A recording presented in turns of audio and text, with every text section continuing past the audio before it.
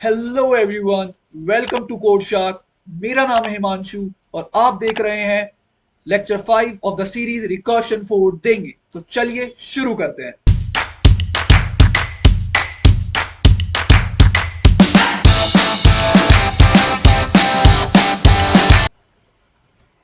तो यार, this is the continuation of the series multiple recursion call. और आज जो हम क्वेश्चन करने जा रहे हैं यार, उसका नाम है टावर ऑफ हनोई प्रॉब्लम। बहुत मजा आने वाला है यार। क्यों? क्योंकि ये जो प्रॉब्लम है ना यार, इसका कोड बहुत इजी है। तो बट इसको समझना थोड़ा सा टिपिकल है। बट इतना इजी कर दूंगा कि तुम अच्छे से फिट हो जाएगा तुम्हारे दिमाग में। ठीक है यार। मैं जब मेरे कॉलेज में जब ये पढ़ाया गया था ना यार, मुझे हवा तक नहीं लगी थी कि ये क्या कॉन्सेप्ट है। जब मेरे कॉलेज में ये पढ़ाया गया था, मुझे हवा तक नहीं लगी थी कि ये क्या कॉन्सेप्ट है। बट जब धीरे धीरे करने लगा तो पता लगा, अरे यार, ये तो बहुत सही चीज है। रिकर्शन समझने के लिए, मल्टीपल रिकर्शन कॉल करने के लिए बहुत अच्छा कॉन्सेप्ट है यार। तो चलें टावर ऑफ हेनोई समझने के लिए। तो चलो चलते हैं। तो यार, टावर ऑफ हनोई, ठीक है, और tower of Brahma. Upon Indian वाली बातें करते हैं यार। तो क्या हुआ था कि एक टेम्पल में तीन रोड्स थी। एक, दो, तीन। ठीक है। इसमें डिस्क लगी हुई थी ऐसे, dot dot dot dot. 64 disk थी। टेम्पल काशी में है। ठीक है। ये ए है, ये बी है, ये सी है। ठीक है। प्रॉब्लम क्या है? प्रॉब्लम क्या थी कि ये सारी डिस्क इससे इस पे ट्रांसफर करनी है विद टू कंडीशंस। ये ब्रह्मा जी का पजल है यार, ब्रह्मा जी का पजल। तो क्या थी कंडीशन पहली? कि one disk at a time,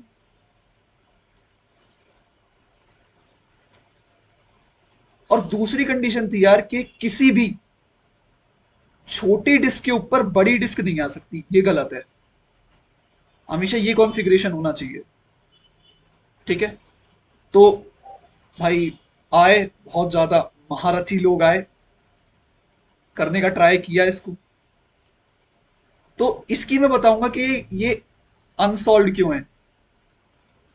ये तुमको एंड में क्लियर करूंगा कि अनसॉल्व क्यों है। वीडियो पूरी एंड तक देखना। मजा आएगा यार ये फैक्ट जानने में कि अनसॉल्व है अभी तक। क्यों है ये एंड में पता लगेगा। तो चले। और यही हमारी प्रॉब्लम है। यहां पर 64 गिवन है, हमको एन गिवन होगा। ठीक है। और हमको ये एन के लिए सॉल्व करनी है। आई बात समझ में?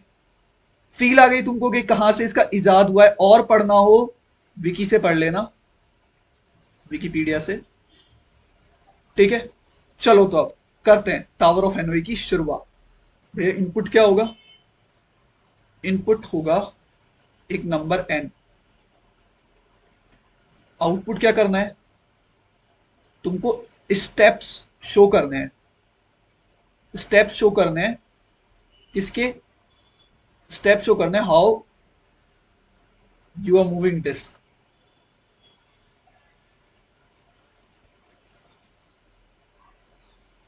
From one rod to another. ठीक है। तीन रोड गिवन है, टू, थ्री। इसको ए, ये बी, ये सी। इसको दुनिया वाले सोर्स भी बोलते हैं, इसको हेल्पर और कुछ कुछ ऑक्सिलरी भी बोलते हैं।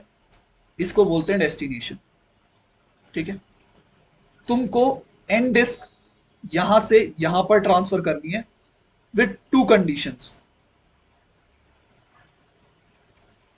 बता दी थी पहली, one disk at a time.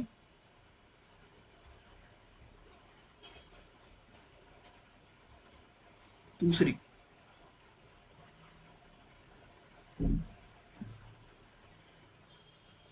तो यार ये टावर ऑफ हनोई प्रॉब्लम है। तुम्हें इनपुट एन गिवन होगा, तुम्हें आउटपुट करना है, स्टेप शो करने हैं, how you are moving disk from one rod to another. दो कंडीशंस है कि तुम एक ही डिस्क मूव कर सकते हो एट अ टाइम पे, और सेकंड है कि तुम छोटी डिस्क के ऊपर बड़ी डिस्क नहीं लगा सकते। तुमको अभी अटेम्प्ट नहीं करना है इसको, समझो इस क्वेश्चन को, ये समझने में अच्छा है। जो क्वेश्चन तुमको करना होता है वो मैं बता देता हूं कि यार हाँ अब तुमको करना है, तुम आंसर दो, इस क्वेश्चन को समझो। तो चलो एक बार करके देखते हैं।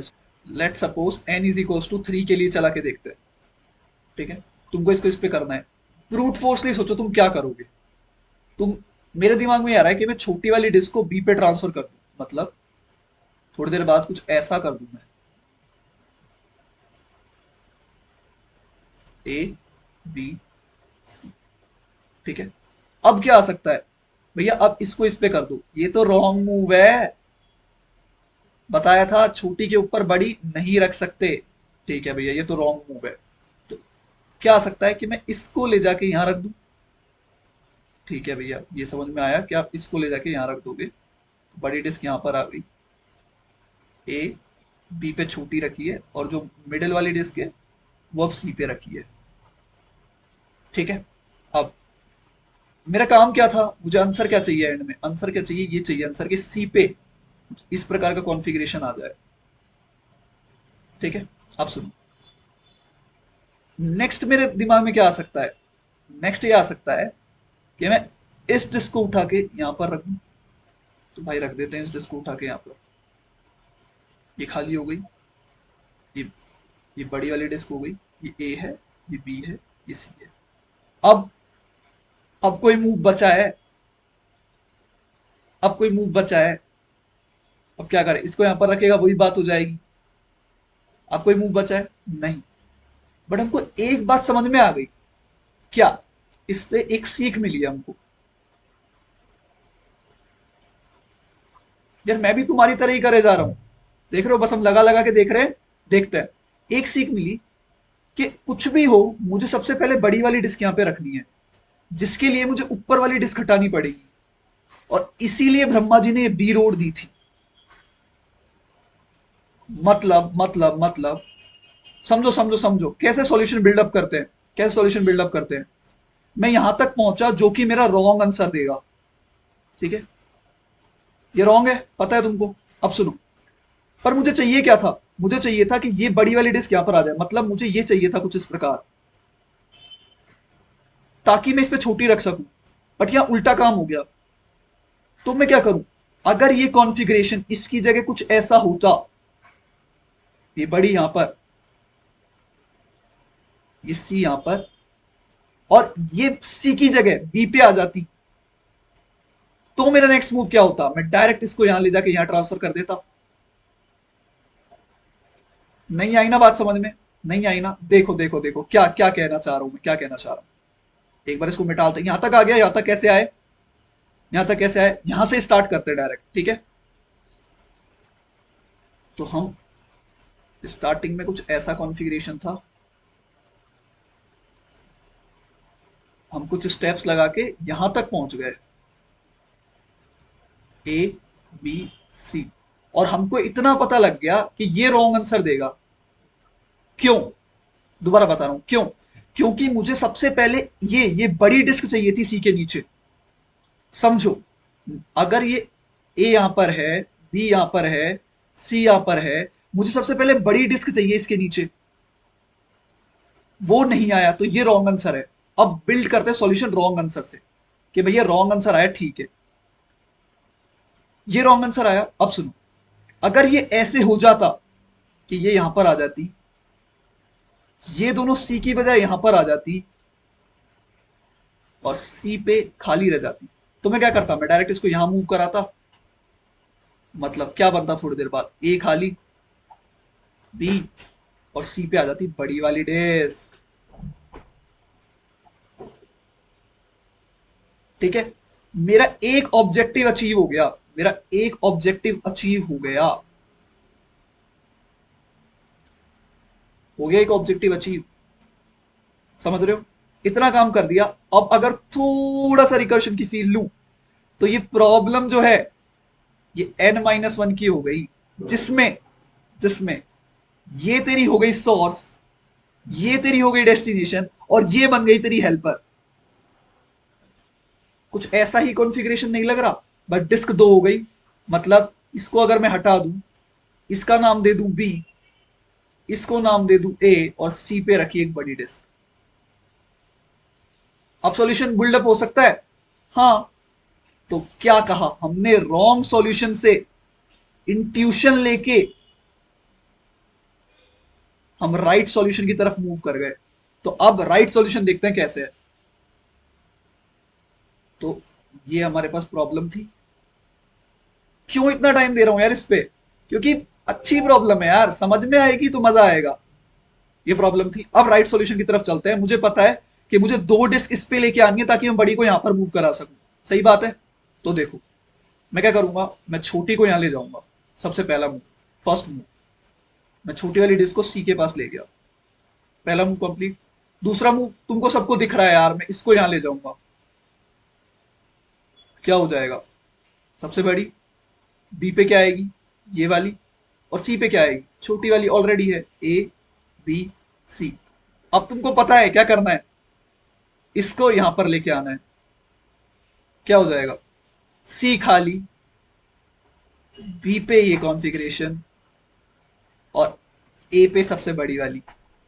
अरे भैया, ये तो वही तरीका हो गया जो अभी देखा था हमने। हाँ, अब तो सॉल्यूशन पता है ना तुझे। क्या करेगा, इसको उठा के यहां रख देगा, ए बी, और ये सी पे आ गई बड़ी वाली डेस्क। यही तो चाहिए था, यही तो चाहिए था। अब तो सॉल्यूशन बिल्ड करना इजी है। नेक्स्ट क्या करूंगा, प्रॉब्लम छोटी हो गई, फिर मैं पूरा चला के दिखा रहा हूं। इसको यहां मूव कराऊंगा, और ये बड़ी। अब क्या करूंगा, इसको यहां पर,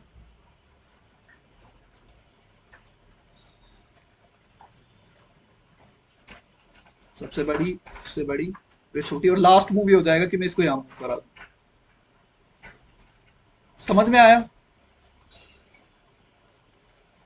कैसे हम एक रॉन्ग सॉल्यूशन से राइट सॉल्यूशन की तरफ मूव कर गए? समझ में आया? फील आई कि कैसे करते हैं क्वेश्चन को। मुझे भी नहीं पता था कैसे करना है, मैं बस करता गया इंट्यूटिवली। एंड में मुझे पता लगा कि हाँ, मैं रॉन्ग सॉल्यूशन पे आ चुका हूँ, क्योंकि अब मेरे पास कोई स्टेप नहीं है करने के लिए। मैं अगर यहाँ पे करता तो मैं उसी सॉल्यूशन पे, उसी प्रॉब्लम पे आ जाता वापस। फिर मैंने देखा कि ये हो जाता। ठीक है, अब देखते हैं। अब इंट्यूशन लग गई है, अब सॉल्यूशन बिल्ड करना स्टार्ट करते हैं। तो देखो, ये प्रॉब्लम थी n इज इक्वल्स टू 3 के लिए। ठीक है, मुझे अब सिर्फ इतना सा काम करना है कि मैं इसको यहां पर मूव करा दूं। जैसे ही मैं इसको यहां पर मूव करा दूंगा, ए खाली हो जाएगी, बी पे रह जाएंगी दो, और सी पे आ जाएगी एक। एक्चुअली में अब ये प्रॉब्लम ना n इज इक्वल टू 2 के लिए हो चुकी है। ये सब प्रॉब्लम बच चुकी है तुम्हारी, जिसमें अब तुझे क्या करना है, अब इसको कुछ इस तरह लिख ले, बी यहां पर, ए यहां पर, सी यहां पर।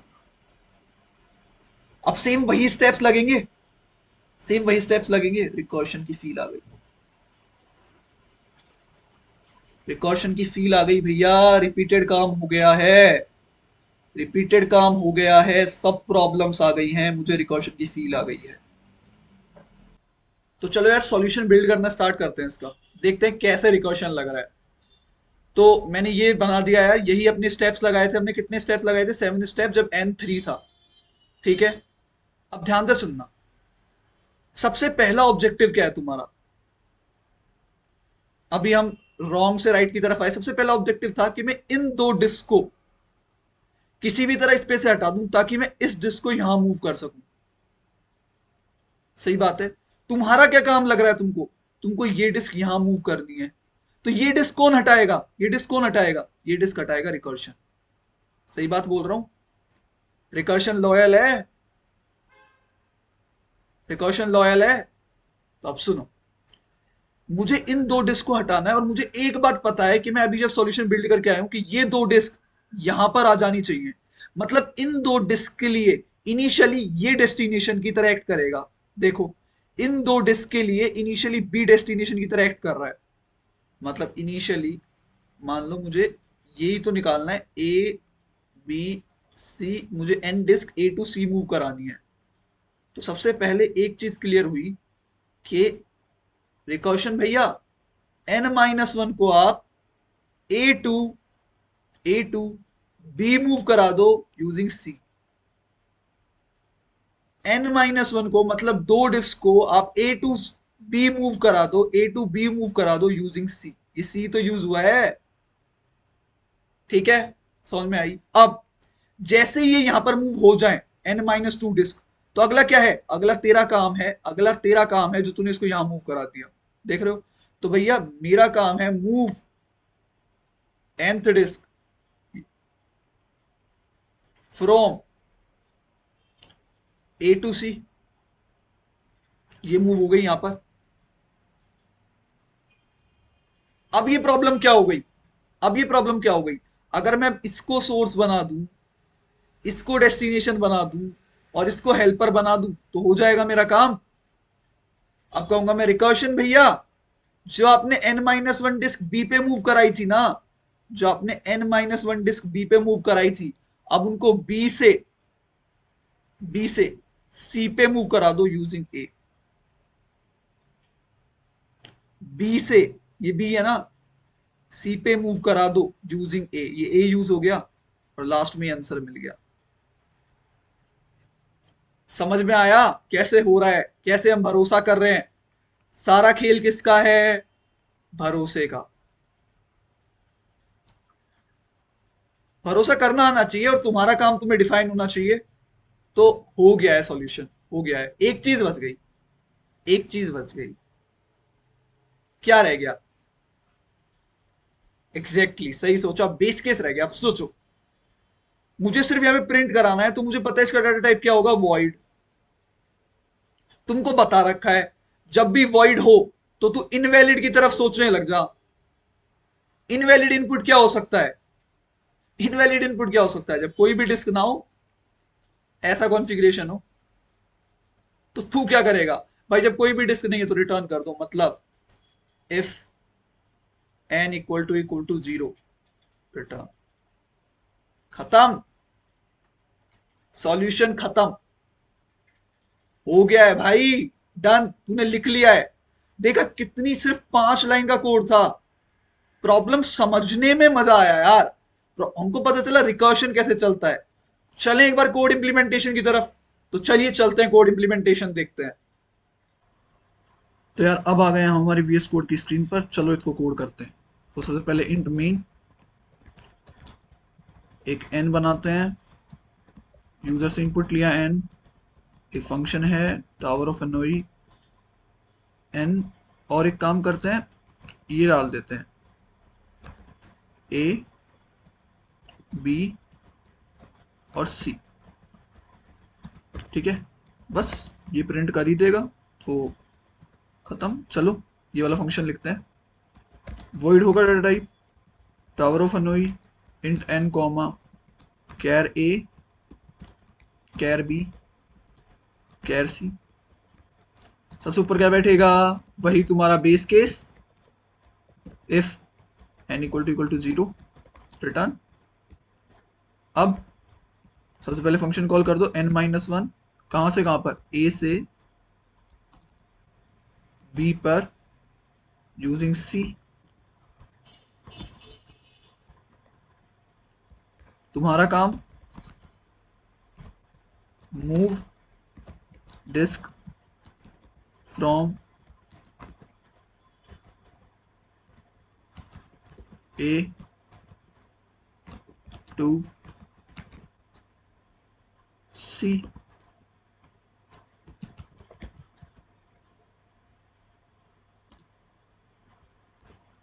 लास्ट में रिकर्शन भैया से कह दो कि अब n-1 को मूव करा दो b से लेकर c पर यूजिंग a। चला के देखें, चलिए रन करते हैं 3 के लिए।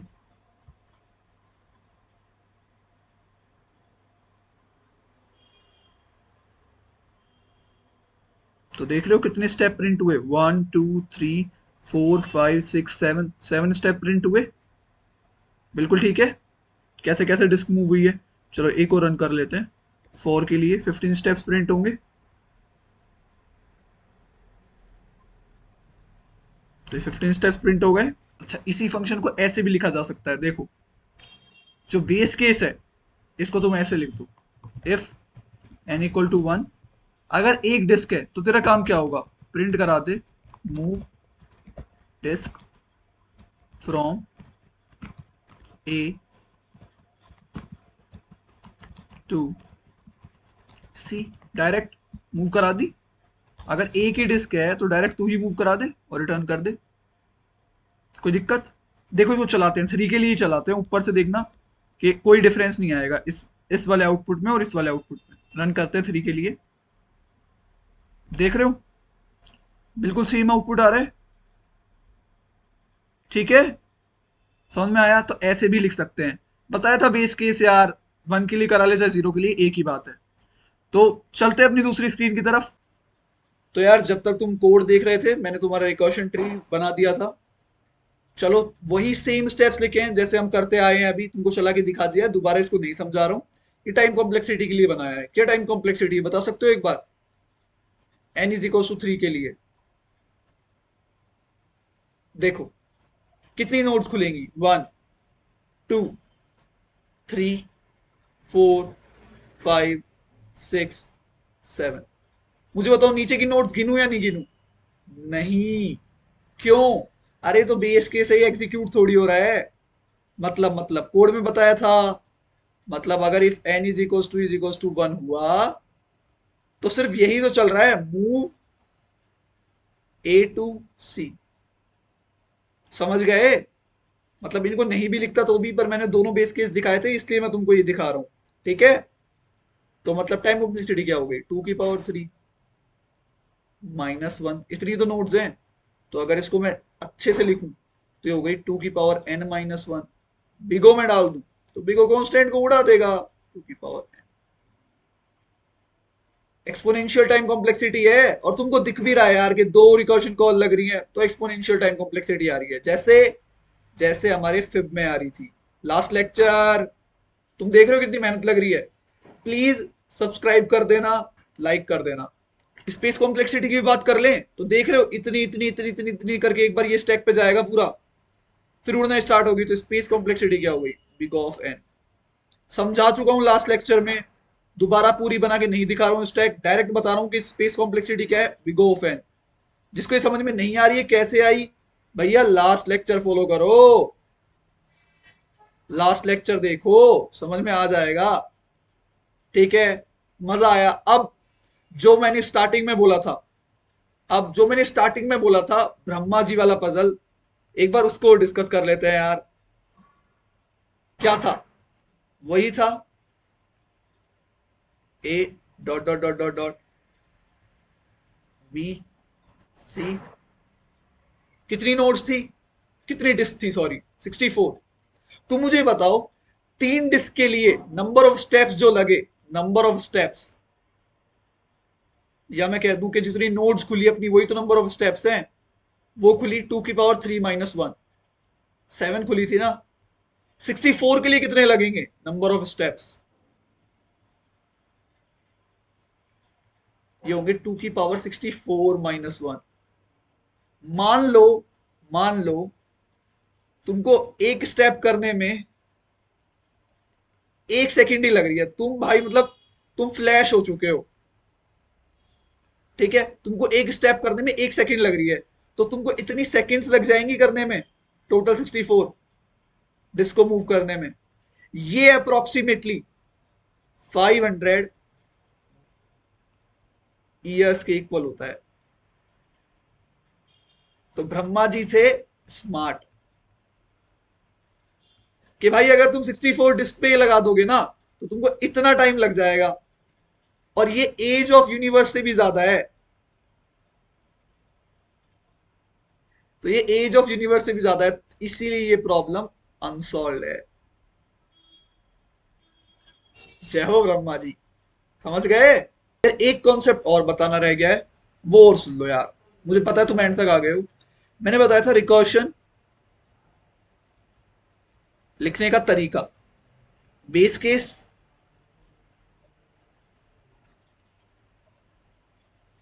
भरोसा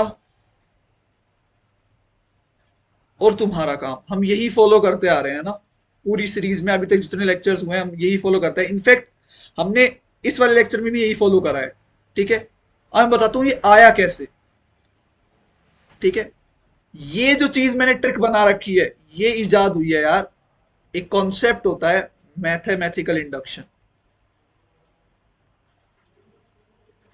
प्रिंसिपल ऑफ मैथमेटिकल इंडक्शन। जिसने पढ़ा है उसके लिए बता रहा हूं। बेस केस हम मान लेते हैं कि n इज इक्वल टू 1 या 0 या जो भी सबसे स्मॉलर प्रॉब्लम है उसके लिए ट्रू है। और यही तो हम करते हैं। क्या करा था, if n is equal to 1 move a to c। फिर हम करते हैं कि n is equal to k के लिए हम मान लेते हैं ये भी ट्रू है। और तुम्हारा काम k प्लस 1 के लिए करना, के लिए ट्रू करना।